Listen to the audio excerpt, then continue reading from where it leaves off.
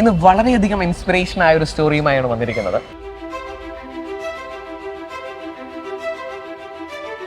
And എനിക്ക് ഏറ്റവും കൂടുതൽ തോന്നിയേക്കണം എന്താണെന്ന് വെച്ച് കഴിഞ്ഞാൽ ശരിക്കും ബ്രില്യൻറ്റിൽ പോയിട്ട് ഒരു പെർസ്പെക്റ്റീവ് ഡിഫറൻസ് വന്നേക്കുന്നത് എവിടെയാണെന്ന് ശരിക്കും നമ്മൾ ബ്രില്യൻറ്റിൽ പോയപ്പോൾ ഈ കോച്ചിങ് കഴിഞ്ഞപ്പോൾ നമുക്ക് എങ്ങനെയാണ് ഒരു സാധനം പഠിക്കേണ്ടതെന്ന് മനസ്സിലായി. ഒരു ആവറേജ് കാറ്റഗറി സ്റ്റുഡൻറ്റ് അപ്പം എക്സാം പഠിക്കുന്നു, ചിലപ്പോഴൊക്കെ സക്സസ് ആകുന്നു, ചിലപ്പോഴൊക്കെ സ്ട്രഗിൾ ചെയ്യുന്നു. അങ്ങനെ ആയിരുന്നു ആ ഒരു ജേണി, അക്കാഡമിക് ജേണി. അങ്ങനെ തന്നെയായിരുന്നു ജേണി.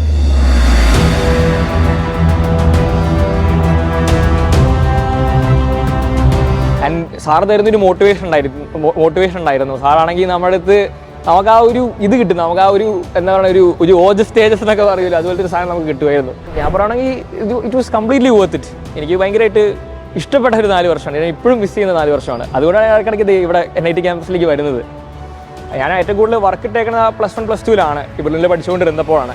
അതിനുശേഷം കോളേജ് കയറിയിട്ട് പിന്നെ ഞാൻ ഇത്രയും വർക്ക് ഒരു ഇട്ടിട്ടില്ല. അച്ഛനാണിപ്പോൾ ഓരോ കാര്യങ്ങളും എന്താ പറയുക ബ്രില്യൻറ്റിൻ്റെ ഈ കാര്യങ്ങളും എന്താ പറയുക ഇനീഷ്യലായിട്ടുള്ള എക്സാംസിന് വേണ്ടി പ്രിപ്പറേഷൻ്റെ കാര്യങ്ങളൊക്കെ അച്ഛൻ്റെ ഭയങ്കരമായിട്ടുള്ള എഫേർട്ട് ഉണ്ടായിരുന്നു. പക്ഷേ അഗൈൻ അവിടെയും ഞാനിവിടെ ജോയിൻ ചെയ്യുമ്പോൾ ഏറ്റവും ടോപ്പിൽ ജോയിൻ ചെയ്ത ആളൊന്നുമല്ല. പക്ഷേ ഇവിടെ എടുക്കുന്ന ഓരോ ഘട്ടങ്ങളും നമ്മൾ എടുക്കുന്ന എഫേർട്ടാണ് നമ്മുടെ റാങ്കിനെ തീരുമാനിക്കുന്നത്, അല്ലെങ്കിൽ നമ്മുടെ ഫൈനൽ ഔട്ട്പുട്ടിനെ തീരുമാനിക്കുന്നത്. ഈ ഒരു ജേണി ഒരു ആവറേജ് സ്റ്റുഡന്റിൽ നിന്നും ഏറ്റവും ടോപ്പായ NIT കാലിക്കറ്റിലെ ഏറ്റവും demanding computer science and engineering ഡിപ്പാർട്ട്മെന്റിലെ ഏറ്റവും ടോപ്പായി പ്ലേസ് ചെയ്യുന്ന ഒരു വിദ്യാർത്ഥികൾ ഒരാൾ. നമ്മളിപ്പോൾ ഒരു കാര്യം പെർഫ്യൂ ചെയ്യുമ്പോൾ നമ്മളെ ബാക്ക് ചെയ്യാൻ ആ ഒരു നെസസറി ആയിട്ടുള്ള ആൾക്കാരുണ്ടെങ്കിൽ അത് ഭയങ്കര ഇമ്പോർട്ടൻ്റ് ആണ്. അത് ശരിക്കും ഭയങ്കര വാല്യുബിൾ ആണ്. എനിക്ക് അതിൻ്റെ അകത്ത് ഇപ്പോൾ ചില കാര്യങ്ങൾ നമ്മൾ ഡീവിയേറ്റ് ചെയ്ത് പോകുമ്പോഴത്തേക്കും സനി സാറ് വരും, സ്റ്റീഫൻ സാറ് വരും. അണ്ട് അവരുടെ ഒരു ഇൻസ്പിറേഷണൽ സെക്ഷൻ ഉണ്ട്. അതിൽ നമ്മൾ അങ്ങ് മോട്ടിവേറ്റഡ് ആവും നമ്മളത് കേട്ടിരിക്കുവാണെങ്കിൽ. ഇതുപോലുള്ള എക്സാമിനൊക്കെ കാര്യമായിട്ട് പ്രിപ്പയർ ചെയ്യുന്ന ഇച്ചിരി അധികം സ്ട്രഗിൾ ചെയ്യുന്ന വിദ്യാർത്ഥികളൊക്കെ ഉണ്ട്. അവരോട് എന്താണ് ഒരു എക്സാം പോയിന്റ് ഓഫ് വ്യൂവിൽ പറയാനായിട്ടുള്ളത്? എത്ര എക്സ്റ്റേണൽ ഇൻപുട്ട് ഉണ്ടെങ്കിലും നമ്മുടെ മൈൻഡിൽ നിന്ന് നമുക്ക് ആ ഒരു ആഗ്രഹം ഇല്ലെങ്കിൽ, അതായത് വാശിയില്ലെങ്കിൽ നമുക്കത് കിട്ടത്തില്ല.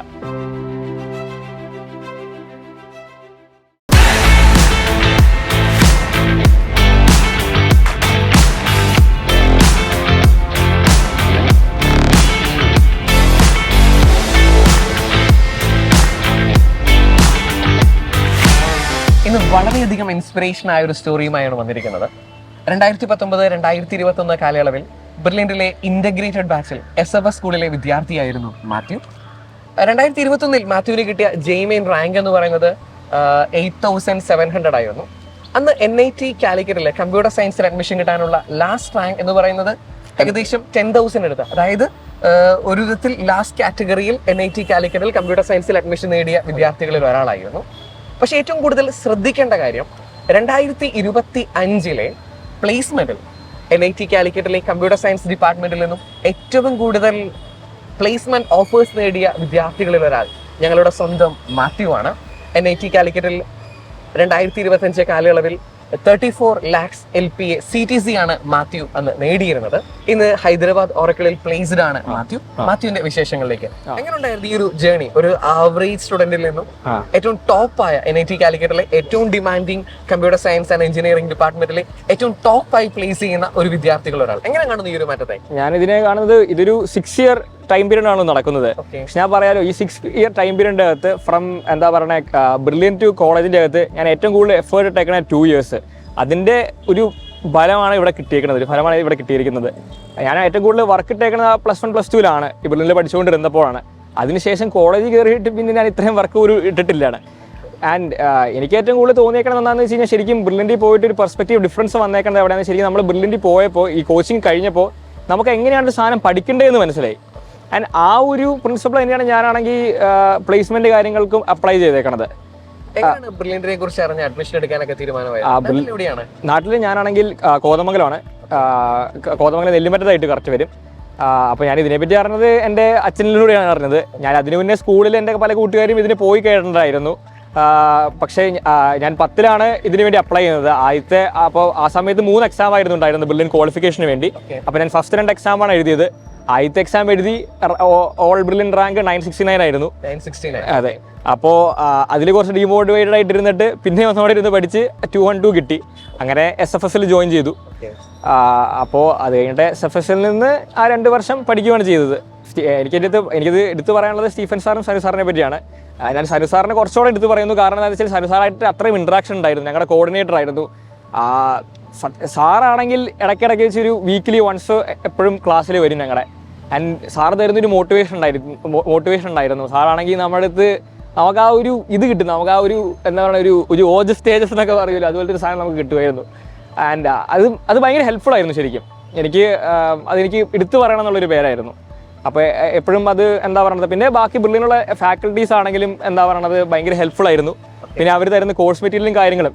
അതിനകത്ത് എനിക്ക് പറയാനുള്ളത്, നമ്മൾ ഭയങ്കര ഡൈവേഴ്സായിട്ട് പോകേണ്ട, ഒരു സാധനം സ്ട്രോങ് ആയിട്ട് വെക്കുക, അതിലിരുന്ന് നന്നായിട്ട് പഠിച്ചു കഴിഞ്ഞാൽ അതിലെ പ്രോബ്ലം സോൾവ് ചെയ്ത് പോവുക, നമുക്ക് കിട്ടുന്ന റിസൾട്ട് കിട്ടിക്കോളും. പിന്നെ ഇതിൻ്റെ അകത്തുള്ള കാര്യം നമ്മൾ ജയിക്കാണ് പഠിക്കണത്. അപ്പോൾ എന്താ പറയുക, അതിൽ ഫോക്കസ്ഡ് ആയിട്ട് പഠിക്കുക. നമ്മൾ അധികം സബ്ജക്ട്സ് എക്സ്പാൻഡ് ചെയ്ത് പോയി കഴിഞ്ഞാൽ നമ്മളിത് ഡീവിയേറ്റ് ചെയ്ത് പോകരുത്. കൺസിസ്റ്റൻ്റ് ആയിട്ടുള്ള എഫേർട്ട് നമ്മൾ സ്മാർട്ടായിട്ട് ഇടുവാണെങ്കിൽ ഇത് കിട്ടാവുന്ന ഒരു കാര്യമാണ്. NIT കാലിക്കറ്റ് കമ്പ്യൂട്ടർ സയൻസ് ഏതൊരു JEE എഴുതുന്ന വിദ്യാർത്ഥിക്കും ഏറ്റവും കൂടുതൽ ആഗ്രഹമുള്ളൊരു ക്യാമ്പസ് തന്നെയാണ് NIT കാലിക്കറ്റും കമ്പ്യൂട്ടർ സയൻസ്. അവിടെ വന്നിട്ട് എങ്ങനെ ഉണ്ടായിരുന്നു ഒരു 4 വർഷത്തെ പഠനവും എക്സ്ട്രാ കരിക്കുലർ ആക്ടിവിറ്റീസും ദെൻ ഓറക്കിളിലേക്കുള്ളൊരു ജേണിയും? എങ്ങനെ കാണുന്നു ഈ ഒരു മാറ്റത്തെ? എനിക്ക് ഭയങ്കര, ഞാൻ സത്യം പറഞ്ഞാൽ ഏറ്റവും ഇപ്പോൾ പാസ് ഔട്ട് ആയി കഴിഞ്ഞാൽ ഏറ്റവും കൂടുതൽ മിസ് ചെയ്യുന്ന 4 വർഷമാണ് ഈ ക്യാമ്പസ്. ഇത് ഭയങ്കര ശരിക്കും പറഞ്ഞാൽ ഒരു ഭയങ്കര ബ്യൂട്ടിഫുൾ ആയിട്ടുള്ള ക്യാമ്പസാണ്.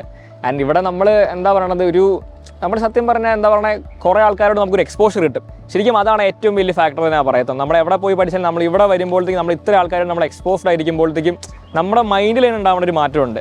ഇപ്പോൾ ഞാനാണെങ്കിൽ എന്നിട്ട് ഇവിടെ പല കാര്യങ്ങളിൽ ഇൻവോൾവ് ആയിട്ടുണ്ട്. ഇവിടുത്തെ ഹോം ടീംസിൽ ഇൻവോൾവ് ആയിട്ടുണ്ട്, പിന്നെ NSSൻ്റെ ഭാഗമായിട്ട് ഇൻവോൾവ് ആയിട്ടുണ്ട്, പിന്നെ ഓരോ ഫെസ്റ്റ് വരുമ്പോൾ അതിൻ്റെ കമ്മിറ്റീസിലൊക്കെ വർക്ക് ചെയ്തിട്ടുണ്ട്. അപ്പോൾ ഇത് ചെയ്യുമ്പോഴത്തേക്ക് നമുക്ക് എന്താ പറയുന്നത്, ഒരു കമ്മ്യൂണിറ്റി ആയിട്ട് എങ്ങനെയാണ് ആൾക്കാരെങ്ങനെയാണ് മാനേജ് ചെയ്യണത്, ഒരു കമ്മ്യൂണിറ്റി ആയിട്ട് എങ്ങനെയാണ് ഒരു സാധനം അല്ലെങ്കിൽ ഒരു സാധനം ബിൽഡ് ചെയ്ത് ഫ്രം ദ ഗ്രൗണ്ട് അപ്പ് എങ്ങനെയാണ് ബിൽഡ് ചെയ്യണമെന്നുള്ള കുറേ ഐഡിയാസ് കിട്ടുന്നുണ്ട്. അപ്പോൾ ഞാൻ പറയുകയാണെങ്കിൽ it was completely worth it. എനിക്ക് ഭയങ്കരമായിട്ട് ഇഷ്ടപ്പെട്ട ഒരു 4 വർഷമാണ്. ഞാൻ ഇപ്പോഴും മിസ് ചെയ്യുന്ന 4 വർഷമാണ്. അതുകൊണ്ടാണ് ഇടയ്ക്കിടയ്ക്ക് ഇവിടെ NIT ക്യാമ്പസിലേക്ക് വരുന്നത്. 2025 പാസ് ഔട്ട് ആണ്. 2026 വർഷത്തെ രാഗം ഫെസ്റ്റോടനുബന്ധിച്ച് ജൂനിയേഴ്സിനെ സപ്പോർട്ട് ചെയ്യാനായിട്ടാണ് ഹൈദരാബാദിൽ നിന്നും മാത്യു എത്തിയിരിക്കുന്നത്. മാത്യു, ഇന്ന് ഏറ്റവും കൂടുതൽ പ്ലേസ്മെന്റ് കിട്ടുന്നത് പലപ്പോഴും കമ്പ്യൂട്ടർ സയൻസിലാണ്. ഒരു പക്ഷേ ബിടെക് കമ്പ്യൂട്ടർ സയൻസ് എടുത്തവർക്ക് പ്ലേസ്മെന്റിനുള്ള അവസരങ്ങളുണ്ട്. അതുപോലെ തന്നെ മറ്റ് ബ്രാഞ്ചുകളിൽ പഠിക്കുന്നവർക്കും കമ്പ്യൂട്ടർ സയൻസ് ആണ് പലപ്പോഴും ഏറ്റവും കൂടുതൽ നമ്പേഴ്സും അതുപോലെ തന്നെ ഹയസ്റ്റ് പ്ലേസ്മെന്റും തരുന്നത്. ഒരു വിദ്യാർത്ഥി നല്ലൊരു IT കമ്പനിയിൽ പ്ലേസ്ഡ് ആകണമെങ്കിൽ, നല്ലൊരു CTC മേടിച്ചെടുക്കണമെങ്കിൽ എന്തൊക്കെയാണ് ശ്രദ്ധിക്കേണ്ടത്? എനിക്ക് മെയിനായിട്ട് തോന്നിയേക്കുന്നത് എന്താണെന്ന് വെച്ച് കഴിഞ്ഞാൽ, ഈ കമ്പനിയിൽ പ്ലേസ്ഡ് ആയിട്ടിരിക്കുന്ന ഇതിന് മുന്നത്തെ സീനിയേഴ്സ് ഉണ്ട്. ഇപ്പോൾ ഇതിന് മുന്നേ ആ ഒരു സാധനം അറ്റംപ്റ്റ് ചെയ്തേക്കുന്ന ആൾക്കാരല്ല, ഒരു കമ്പനിയിൽ അറ്റംപ്റ്റ് ചെയ്തേക്കുന്ന ആൾക്കാരുടെ അവരുടെ ഒന്ന് ചോദിക്കുക, അവരുടെ അടുത്ത് കാര്യങ്ങൾ മനസ്സിലാക്കുക. സ്റ്റഡി ദ സബ്ജക്ട് ബിഫോർ എന്താ പറയുന്നത്, ബിഫോർ യു ഡു ഇറ്റ്. അതാണ് എനിക്ക് പറയാനുള്ളത്. അപ്പോൾ ഞാൻ എൻ്റെ സീനിയേഴ്സിൻ്റെ അടുത്ത് ചോദിച്ചിട്ടുണ്ട് എങ്ങനെയാണ് ഓരോരോ കാര്യങ്ങൾ പഠിക്കേണ്ടത്, ആൻഡ് അതിനെ ഫോക്കസ് ചെയ്താണ് പഠിക്കുന്നത്. വേറെ ഡീവിയേഷൻസ് ഞാൻ എടുത്തിട്ടില്ല. അപ്പോൾ അങ്ങനെ പഠിച്ചാണ് എനിക്ക് തോന്നിയത് അതാണ് ഏറ്റവും എന്താ പറയുക പാത്ത് ഓഫ് ലീസ്റ്റ് റെസിസ്റ്റൻസ് അല്ലെങ്കിൽ ലീസ്റ്റ് എഫേർട്ട്. അതിലൂടെ ഞാൻ പോയേക്കണത്. 10ാം ക്ലാസ് വരെ ഒരു വിധത്തിലുള്ള കോച്ചിങ്ങും ഫൗണ്ടേഷൻ ക്ലാസ്സുകളും ഒന്നും അറ്റൻഡ് ചെയ്തില്ല. ആദ്യമായിട്ട് 2019 സ്ക്രീനിങ് ടെസ്റ്റ് എഴുതുന്നു. അന്നത്തെ ആദ്യത്തെ സ്ക്രീനിങ് എക്സാമിന് ലഭിച്ചത് 967 റാങ്ക് ആണ്. ഒരു ആവറേജ് കാറ്റഗറി സ്റ്റുഡന്റ്. അപ്പം എക്സാം പഠിക്കുന്നു, ചിലപ്പോഴൊക്കെ സക്സസ് ആകുന്നു, ചിലപ്പോഴൊക്കെ സ്ട്രഗിൾ ചെയ്യുന്നു. അങ്ങനെ ആയിരുന്നു ആ ഒരു ജേണി, അക്കാഡമിക് ജേണി. അങ്ങനെ തന്നെയായിരുന്നു ജേണി. അതിനകത്ത് ഇപ്പോൾ ചിലപ്പോഴൊക്കെ നമ്മൾ ഓരോ സബ്ജക്ട്സിലൂടെയാണ് ആണല്ലോ പോകുന്നത്. ചില കാര്യങ്ങൾ പഠിക്കുമ്പോൾ നമുക്കത് ക്ലിക്ക് ആവും. ഓക്കെ, ആൻഡ് ആ സാധനത്തിൽ നമുക്ക് അത്യാവശ്യം നന്നായിട്ട് പെർഫോം ചെയ്യാൻ പറ്റും. അപ്പോൾ അതിനനുസരിച്ചുള്ള റാങ്ക് കിട്ടും. പക്ഷേ ചില സമയങ്ങളിൽ ഇപ്പോൾ വീക്കിലി ടെസ്റ്റ് വരുവാണ്, ആ വീക്കിൽ തന്നെ നമുക്ക് ആ സബ്ജക്റ്റ് മൊത്തം എന്താ പറയുക അതിൻ്റെ കറക്റ്റ് കിട്ടണമെന്ന് നിർബന്ധമില്ല. അപ്പോൾ അതിനനുസരിച്ച് റാങ്ക് കുറയണം. എൻ്റെ റാങ്കൊക്കെ നല്ല രീതിയിൽ കുറഞ്ഞ് വന്നേക്കുന്ന സിറ്റുവേഷൻസ് ഒക്കെ ഉണ്ട്. അപ്പോൾ അവിടെയൊക്കെ ചെയ്യാവുന്നുള്ള കാര്യം എന്താണെന്ന് വെച്ചാൽ, നിങ്ങളുടെ കോൺസെപ്റ്റ്സ്, നിങ്ങൾ എന്താണ് കോൺസെപ്റ്റ്സ്, നിങ്ങൾ ഒരു സബ്ജക്റ്റ് പഠിക്കുമ്പോൾ അവിടെ എന്ത് കോൺസെപ്റ്റാണ് നിങ്ങൾക്ക് അവിടെ മിസ് ഔട്ട് ആവുന്നത്, എന്താണ് നിങ്ങൾക്ക് മനസ്സിലാവാവുന്നത്, അത് ക്ലിയർ ആക്കുക. അത് മാക്സിമം ക്ലിയർ ആക്കുക. ആൻഡ് ആ കോൺസെപ്റ്റ് ക്ലിയർ ആക്കിയാലാണ് അത് പിന്നീട് അതേ കോൺസെപ്റ്റ് വേറെ രീതിയിൽ ആപ്ലിക്കേഷൻ വരുമ്പോൾ നമുക്ക് അതിനെ ടാക്കിൾ ചെയ്യാൻ പറ്റത്തുള്ളൂ.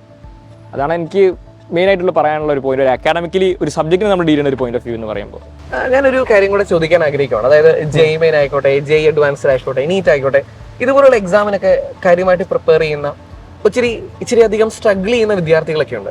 അവരോട് എന്താണ് ഒരു എക്സാം പോയിന്റ് ഓഫ് വ്യൂവിൽ പറയാനായിട്ടുള്ളത്, പ്രത്യേകിച്ചും JEE അഡ്വാൻസ്ഡ് എഴുതുന്ന വിദ്യാർത്ഥികളോട്? എനിക്ക് മെയിനായിട്ടുള്ള പറയാനുള്ള കാര്യം എന്താണെന്ന് വെച്ച് കഴിഞ്ഞാൽ, നിങ്ങൾ ഓരോ എക്സാം എഴുതും. ഇപ്പോൾ ബിർലിൻ്റെ ടെസ്റ്റ് സീരീസും കാര്യങ്ങളും ഉണ്ട്.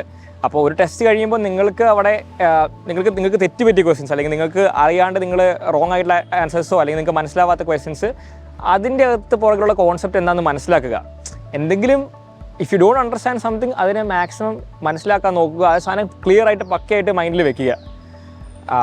എന്നിട്ട് എന്താ പറഞ്ഞാൽ അടുത്ത വട്ടം അതേ കോൺസെപ്റ്റിൽ ക്വസ്റ്റ്യൻസ് എന്തായാലും വരും. അപ്പോൾ അതിനെ ക്ലിയർ ആക്കാൻ പറ്റുന്നുണ്ടോ ഇല്ലയോ നോക്കുക. ആ ഒരു കൺസിസ്റ്റൻസിയാണ് മാറ്റർ ചെയ്യുന്നത്. പിന്നെ അതാണ് ഏറ്റവും വലിയൊരു കാര്യം, കൺസിസ്റ്റൻ്റ് ആയിട്ടിരിക്കുക എഫേർട്സിൽ. നമുക്ക് പലപ്പോഴും ഡീവിയേറ്റ് ചെയ്യാൻ അങ്ങനെയുള്ള കാര്യങ്ങൾ വരും. എനിക്ക് അതിൻ്റെ അകത്ത് ഇപ്പോൾ ചില കാര്യങ്ങൾ നമ്മൾ ഡീവിയേറ്റ് ചെയ്ത് പോകുമ്പോഴത്തേക്കും സനി സാറ് വരും, സ്റ്റീഫൻ സാറ് വരും, അണ്ട് അവരുടെ ഒരു ഇൻസ്പിറേഷണൽ സെക്ഷൻ ഉണ്ട്. അതിൽ നമ്മൾ അങ്ങ് മോട്ടിവേറ്റഡ് ആവും നമ്മളത് കേട്ടിരിക്കുവാണെങ്കിൽ. പിന്നെ നമുക്ക് അതിൻ്റേതായ ഒരു ആഗ്രഹം വേണം. എത്ര എക്സ്റ്റേണൽ ഔട്ട്പുട്ട് ഇൻപുട്ട് ഉണ്ടെങ്കിലും നമ്മുടെ മൈൻഡിൽ നിന്ന് നമുക്ക് ആ ഒരു ആഗ്രഹം ഇല്ലെങ്കിൽ, അതായത് വാശിയില്ലെങ്കിൽ നമുക്കത് കിട്ടത്തില്ല. അതൊരു സത്യമാണ്.